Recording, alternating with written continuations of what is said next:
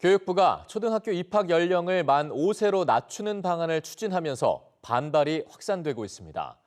박순애 사회부총리 겸 교육부 장관이 진화에 나섰지만 학부모들의 우려는 오히려 커지고 있습니다. 이혜정 기자입니다. 박순애 사회부총리 겸 교육부 장관은 우선 국민의 이해를 구했습니다.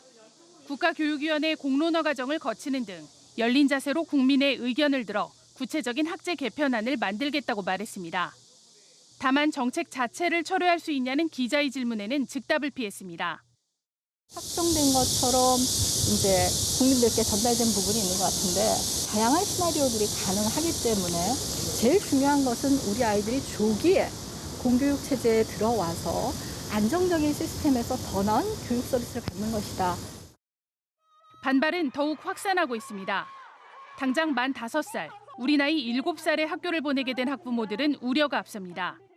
정책이 바뀐다고 해서 아이들의 발달 단계가 바뀌는 것은 아니잖아요. 갑자기 8살이 된 것 마냥 초등학교 생활에 적응해야 된다고 생각하니 이 두 아이들이 얼마나 고생하고 스트레스를 받으며 학교 생활을 하게 될까. 이것 때문에 굉장히 마음이 슬프고 힘들었습니다. 유아의 발달 과정을 고려해야 한다는 지적도 나옵니다. 아이들의 발달의 특성에 따라서 초등학교에 만 5세에 가는 것은 굉장히 어렵고요. 이거는 부모님들도 아마 아이들을 키우시면서 실질적으로 느끼시는 바라고 생각합니다. 아이 문제랑 또 가정의 문제가 될 수 있고 저출산 문제를 해결할 수 없는 문제라고 생각을 해요.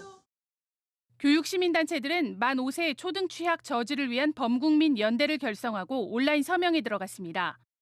교총과 전교조 등 교원단체도 반대 여론에 힘을 보태며 정부를 압박하고 나섰습니다. 이런 가운데 2000년대 후반 국책연구기관이 학제 개편 추진에 대해 보류를 제언한 것으로 확인됐습니다.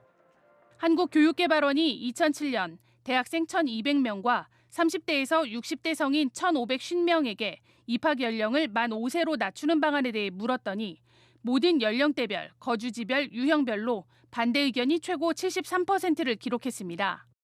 초중고대학교 교원과 교육 전문가를 대상으로 한 2006년도 연구에서도 응답자의 72.9%가 반대했습니다. 사회적, 경제적 비용도 만만치 않을 것이란 우려입니다.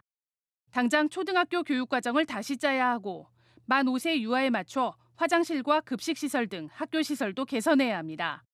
나아가 고입과 대입에서도 혼란이 이어질 거란 우려가 나오면서 학제 개편을 둘러싼 갈등은 더 불거질 전망입니다. EBS 뉴스 이혜정입니다.